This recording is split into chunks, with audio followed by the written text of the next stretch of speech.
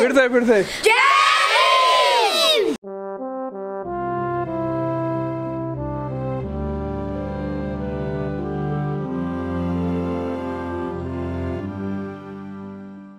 कैसे हैं आप लोग। आजकल मैं किताब पढ़ रहा हूँ जो राजेंद्र प्रसाद जी ने लिखी है और जिनके बारे में मुझे नेशनल दस्तक के शंभू भाई ने बताया था। और तमाम लोगों से मैं गुजारिश करता हूँ कि आप लोग डॉक्टर राजेंद्र प्रसाद फेसबुक पर जरूर पढ़िए। पाली और प्राकृत भाषा के जानकार हैं, बड़े शिक्षाविद हैं, बिहार के भाषा वैज्ञानिक है और वो पूरा इतिहास लिख रहे हैं। मुझे लगता है मैं पूरा इतिहास उन्हीं के नज़रिए से समझ रहा हूँ। तो ये बात मुझे भी पता नहीं थी। वो किताब है, उस किताब का नाम है बुद्ध, खोए हुए बुद्ध की खोज। किताब बहुत गजब की है, इसमें बहुत डिटेल में चीज़ें बताई गई हैं और ये किताब जो है राजेंद्र प्रसाद जी ने लिखी हुई है, अगर आप जानते हो इनको। तो ये किताब बहुत गजब की है।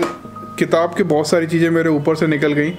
मुझे लगता है मुझे 2-3 बार इस किताब को पढ़ना पड़ेगा। इसमें कुछ चीज़ें बताई गई हैं, जैसे कि चक्रवर्ती सम्राट अशोक ने जब 84,000 स्तूप बनवाए थे तो उन्होंने खास तरह की एक ईंट बनवाई थी, उसी से ये सारे स्तूप बनाए गए थे और ये ईंट बहुत सारी जगहों पर पाई जाती हैं।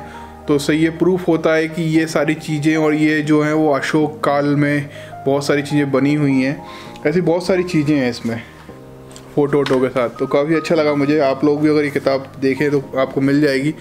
आपको याद होगा मैं दिल्ली गया था सम्यक प्रकाशन के ऑफिस में और वहाँ से मैंने ये किताबें खरीदी थी। एक और किताब है इसी की जैसी, वो भी मेरे पास रखी हुई है, उसके बारे में मुझे पढ़ना है अभी। मैं अपनी बहुत सारी वीडियोस में बताता रहता हूँ कि बुद्ध की मूर्तियों की बहुत ज़्यादा स्मगलिंग होती है। अभी रिसेंटली एक न्यूज़ आई है कि नेपाल से एक अष्ट धातु की बुद्ध की मूर्ति चुराई गई थी।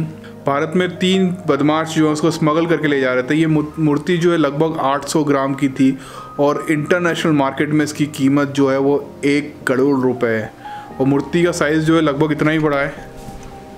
आज 26 जनवरी है और मैं सोच रहा हूँ थोड़ा बाहर का माहौल देख कर आऊँ क्या चल रहा है। तो थोड़ा सा बाहर का एक राउंड लगा के आते हैं।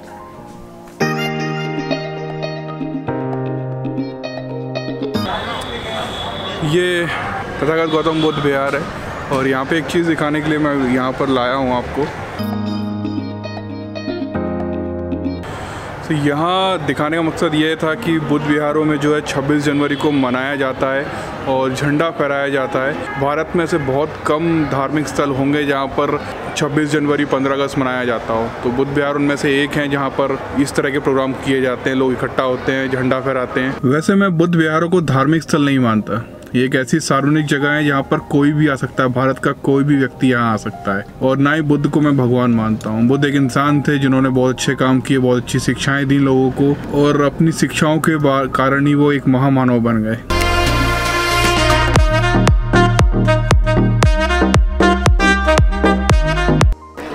तो जो जिनने झंडा फहराया था वो सुबह सुबह चले गए।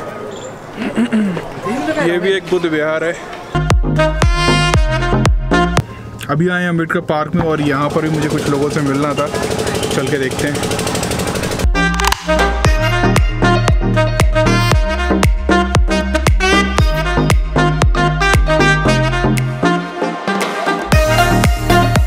तो ये जो है ये अम्बेडकर पार्क में सबसे बड़ी मूर्ति ग्वालियर की है और ये जो लोग इसकी रख रखाव करते हैं उनको मैं ये बोलना चाहता हूँ कि मूर्ति जो है थोड़ी सी जो है कलर वगैरह सब ख़राब होने लग गया है। और यहाँ पे जो सीढ़ियाँ हैं, ये ख़तरनाक सी जो सीढ़ियाँ हैं, इसकी सीढ़ियों में लोहे की बनी हुई हैं और उसमें जंग लग चुकी है और कई जगह से मुझे ऐसा लग रहा है वो टूटने वाली हैं। 14 अप्रैल बाबा साहब की जन्मदिन आने वाला है और उस टाइम यहाँ बहुत भीड़ आती है और मुझे लगता है कोई हादसा ना हो। तो जो लोग उसकी रख रखाव करते हैं उस पर ध्यान दें ज़रा। और कुछ लोग यहाँ पर आए थे क्योंकि बाबा साहब की मूर्ति पे जो है माला चढ़ी हुई है। मतलब बहुजन समाज से ही लोग होंगे जो 26 जनवरी के दिन बाबा साहब को भी माल्यार्पण करने आए थे। बहुत अच्छी बात है।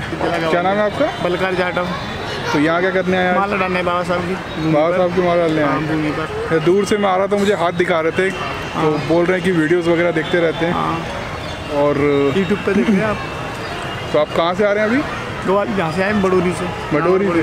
जिला ग्वालियर है। अच्छा अच्छा। तो इतनी दूर से सिर्फ माला डालने के लिए आ रहे हैं? अकेले आए और भी कोई? अकेले आए बाइक से, भीम आर्मी से। अच्छा, भीम आर्मी से हैं आप? कहाँ के? ग्रामीण के अध्यक्ष हैं भीम आर्मी के।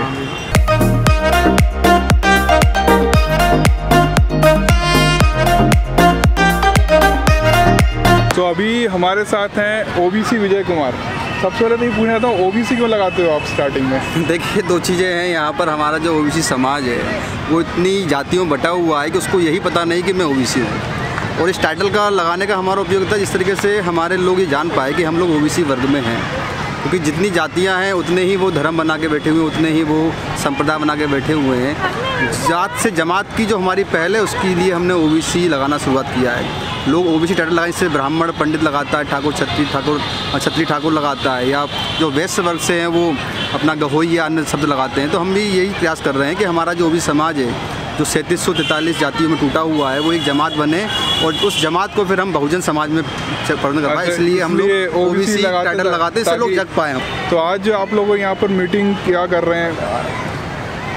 देखिए, यहाँ पर हम लोग 10 फरवरी की आंदोलन की तैयारी के लिए कर रहे हैं। उसमें सबसे बड़ी बात है कि जिस तरीके से 10% गरीब सवर्ण के नाम पर 8 लाख की लिमिट लोकसभा और राज्यसभा में दे दी गई है। मतलब 10% वाला जो देखिए बहुत सिंपल है, हमारा उनसे कोई विरोध नहीं है। हमारे मतलब है संविधान ने 10% आर्थिक रूप से गलत किया गया। दूसरा महत्वपूर्ण बात है कि देश के अंदर ओबीसी की 65% आबादी होने के बावजूद आज कोई भी विधायक, कोई भी सांसद, कोई भी प्रतिनिधि, जनप्रतिनिधि, भले ही वो कांग्रेस में हो, बीजेपी में हो या किसी भी दल के अंदर हो, वो ओबीसी की बात उठाना नहीं चाहता। मतलब 65% आबादी होने बाद भी इस ओबीसी समाज की बात करने वाला कोई नहीं है। मध्य प्रदेश की हम बात करें तो 27% आरक्षण की बात करते हैं, 14% दिया जाता है, 4% इम्प्लीमेंटेशन है। बात इस बात की है कि ओबीसी समाज को भी रोड पर निकलना पड़ेगा। देखिए, सवर्ण समाज ने हमारे उनसे कोई भी द्वेष नहीं है। संख्या के अनुपात में हिस्सेदारी मानव काशीराम साहब ने भी कहा था, हम इस बात को भी कह रहे हैं। ओसी को लेकर हम लोग ओबीसी के लिए 65% आबादी की बात को आगे बढ़ाने के लिए कर रहे हैं। जिस तरीके से अभी 13 पॉइंट का रोस्टर अभी लागू किया गया है उसका हम लोग कड़े शब्दों में विरोध कर रहे हैं। पहले मैं ये जानना चाहता हूँ, मुझे आज सुबह से बहुत लोगों के कॉल आए थे, उनको यही नहीं पता रोस्टर एक्चुअली में है क्या? देखिए, रोस्टर ये है कि जितने विश्वविद्यालय होते हैं या नौकरी जो व्यवस्था होती है उसके अंदर जो चयन प्रक्रिया होती है उसमें क्या होता है कि रोस्टर प्रणाली होती है जिसमें कि सीटों का अलॉटमेंट होता है। तो जो जैसे मध्य प्रदेश 100 बिंदु रोस्टर लागू है, अभी 13 पॉइंट का केंद्रीय विश्वविद्यालय में लागू किया। उसमें यह है कि हमारे जो एसटी वर्ग जैसे 3 जो ऊपर की सीटें होंगी वो यूआर कैटेगरी में होंगी, फिर ओबीसी होगी, फिर उसमें फिर यूआर होगी, फिर एससी आएगी, फिर ओबीसी आएगी। इसमें यह है कि सबसे कम सीटें हमारे ओबीसी के भाइयों को, उससे भी सबसे कम 14, 15 और 16 पे एससी, एसटी और ओबीसी होनी चाहिए थी, वहाँ पर 0 जाएगी। मतलब 13 बिंदु में ही वो रोस्टर घूमता रहेगा। और जहाँ पर यदि एक डिपार्टमेंट में कोई वैकेंसी निकलती है तो उसमें होगा ये कि सभी सीटें यूआर कैटेगरी से भर दी जाएंगी। तो हमारे एससी, एसटी, ओबीसी को रिजर्वेशन होने के बावजूद रिजर्वेशन नहीं मिलेगा। अनरिजर्व कैटेगरी इसमें सभी लोग अप्लाई कर सकते हैं, लेकिन रिजर्व कैटेगरी जब तक नहीं होगी, जैसे एससी वर्ग के लिए मिली हुई है, एसटी वर्ग के लिए या ओबीसी के लिए, हमारे लोग वहाँ पर प्रतिनिधित्व नहीं कर पाएंगे। और सबसे बड़ी बात है, ओबीसी को जगाने का हम लोग प्रयास कर रहे हैं इस पूरे आंदोलन में। 10 फरवरी को हम लोगों ने बाकायदा पूरे देश भर के अंदर जिला स्तर पर एक अभियान छेड़ा हुआ है कि हर लोग राष्ट्रपति प्रधानमंत्री पर ज्ञापन देंगे, लोग सड़कों पर निकलेंगे और अपनी हिस्सेदारी की मांग को करेंगे। 10 फरवरी तो मैं भी आऊँगा, देखता हूँ। बिल्कुल ग्वालियर में हम लोग प्रयास कर रहे हैं कि एक बड़ा मार्च ग्वालियर में हम लोग करें। 30 मार्च को भी हम लोगों ने एक बड़ा मार्च निकाला था, 10 फरवरी को हम लोग ग्वालियर में निकाल रहे हैं। ऐसे देश के हर जिलों में पहुँच रहा है हमारा। चलिए, बहुत अच्छा काम कर रहे हैं आप। और अभी जो है आप लोग मतलब सिर्फ ओबीसी वाले बैठे हुए हैं? सभी लोग हैं इसमें, एसटी, ओबीसी और माइनॉरिटी सभी लोग बैठे हुए हैं यहाँ पर। तो इस तरह से थोड़ा जगहों पर मीटिंग होती रहती हैं यहाँ पर, और ये एक मीटिंग का केंद्र भी है। यहाँ पर इस तरह की मीटिंग्स होती रहती हैं। और आज 26 जनवरी है तो काफ़ी ज़्यादा यहाँ पर भीड़ भाड़ भी है, लोग आ रहे हैं। और ऐसा नहीं है कि सिर्फ एसटी, एससी वाले आ रहे हैं, हर समाज के लोग आ रहे हैं यहाँ पर। पत्र भी चालू किया आंदोलन के लिए सब लोगों ने, ये तो आप लोगों ने स्टार्ट? हाँ, सभी ने एससी, एसटी, ओबीसी साथ।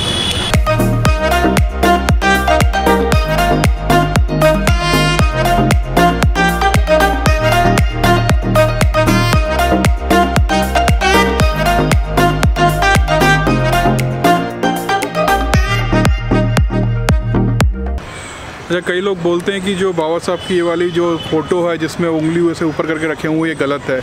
लेकिन ज़्यादातर आजकल इसी तरह की फ़ोटो देखने को मिल रही है। और यहाँ पर काफ़ी बड़ी बड़ी तस्वीरें बनाई गई हैं, काफ़ी सुंदर हैं। पहले मैं आया था, यहाँ साफ़ सफाई नहीं थी, आज मुझे यहाँ साफ़ सफाई दिख रही है। और देखो कितना शानदार व्यू है। जितने भी यूट्यूबर्स ग्वालियर में रहते हैं वो यहाँ आकर वीडियोस बना सकते हैं, अच्छे फ्रेम मिल जाएंगे आपको।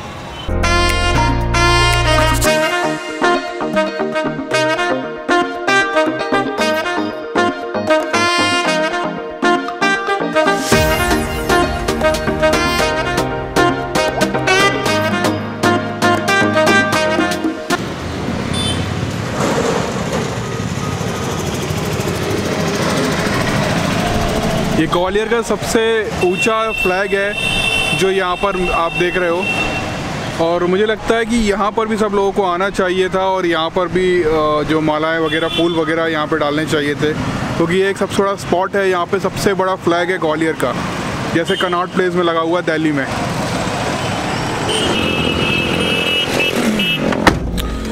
और बाबा साहब की प्रतिमा पे भी जाना चाहिए, क्योंकि जो मेन कारण है 26 जनवरी का वो संविधान है, और संविधान जिसने लिखा है कम से कम आपको उसको तो नमन करना चाहिए।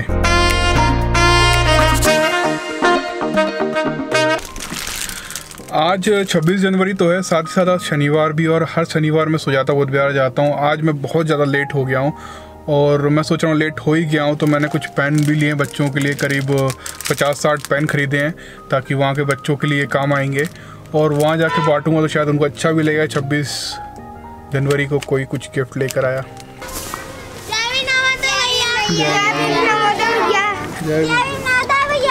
जय भी बेटा, जय बनते जी, बच्चों को दे देना। अच्छा बनते जी हम बातेंगे। अरे आज पढ़ाई नहीं हो रही?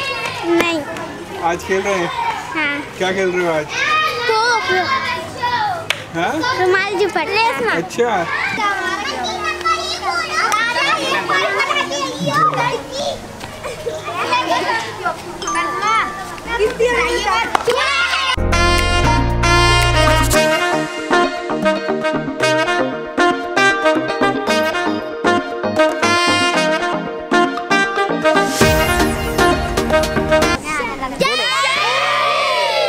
फिर से क्या?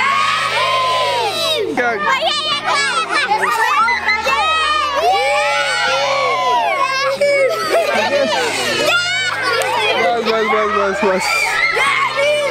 तो बुद्ध विहार में बच्चे जो है पढ़ने के साथ साथ बहुत ज़्यादा मस्ती भी करते हैं।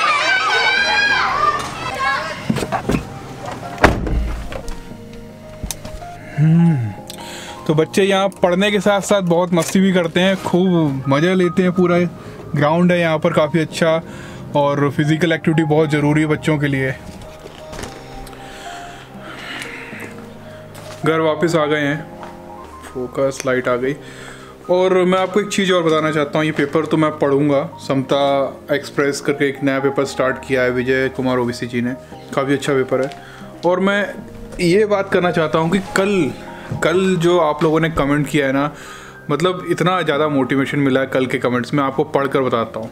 एक्चुअली हुआ क्या था कि कल के वीडियो में मैंने स्टार्टिंग में पूछा था कि जो मैं ब्लॉगिंग टाइप के वीडियोस बना रहा हूँ क्या आपको वो पसंद आ रही है, तो उसके बदले आप लोगों के जो इतने शानदार और मोटिवेशनल कमेंट मुझे मिले हैं, मैं आपको एक एक करके पढ़ के सुनाता हूँ। पंकज नरवाल बोलते हैं जी भाई बहुत पसंद आ रही है, जस्ट बिकॉज आप बहुत ही अच्छी क्वालिटी वाली वीडियो हमारे लिए बनाते हैं, थैंक्स अंजुल भाई।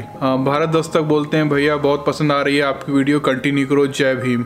भारत दस्तक यूट्यूब चैनल जो है वो सुमित का है, काफ़ी अच्छा काम कर रहा है, काफ़ी मेहनत कर रहा है और हर वीडियो पे कमेंट करता है मेरे। आउटलैंडर मैन लामा बोलते हैं जय Bhim, we love your content, keep it up. Khede ji बोलते हैं हाँ भाई we love this type of videos. Rajan Bauddh बोलते हैं जय भीम नमो बुद्धाय, बहुत अच्छा तरीका है वीडियो बनाने का। राजन बौद्ध जी का भी एक चैनल है, 20,000 से ज़्यादा सब्सक्राइबर हैं, 19,603 सब्सक्राइबर दिखा रहा है अभी, और हर वीडियो पे कमेंट करते हैं, मुझे बड़ा अच्छा लगता है। जितेंद्र सागर बोलते हैं we don't like, we love you my child, like your videos, audio tune, excellent video, please keep it up, continue. Suresh Chandra बोलते हैं, मुकेश सकपाल बोलते हैं I love your every video sir. Navdeep Singh Navi बोलते हैं you are doing great work, keep it up, we support you. Rahul Pawar बोलते हैं बहुत अच्छे होते हैं आपके वीडियोस। टाकू जी बोलते हैं your videos are super and it's will reunite the society. Anjul भाई ब्लॉग वाला तरीका ही तुम्हें औरों से अलग करता है, तुम्हारी वीडियो बहुत अच्छी होती हैं, पिछले कई मंथ से हर एक वीडियो देखी हैं तुम्हारी, हर रोज़ नोटिफिकेशन देखते ही बस उतावला रहता हूँ तुम्हारी वीडियो देखने के लिए, कीप गोइंग, जय भीम। गजब यार, कितना मतलब इतना ज़्यादा मोटिवेशन मिलता है ना इस तरह के कमेंट पढ़ने से। यही कारण है कि मैं आप लोगों से हर वीडियो के आखिरी में बोलता हूँ कि कमेंट कीजिए, लाइक कीजिए, क्योंकि अगर आप चाहते हो मैं इस तरह की वीडियोस बनाता रहूँ तो आपके लाइक और कमेंट मुझे बहुत ज़्यादा सपोर्ट करते हैं, बहुत ज़्यादा मोटिवेट करते हैं और भी इस तरह की वीडियोस बनाने के लिए। तो मिलते हैं नेक्स्ट वीडियो में। Keep supporting.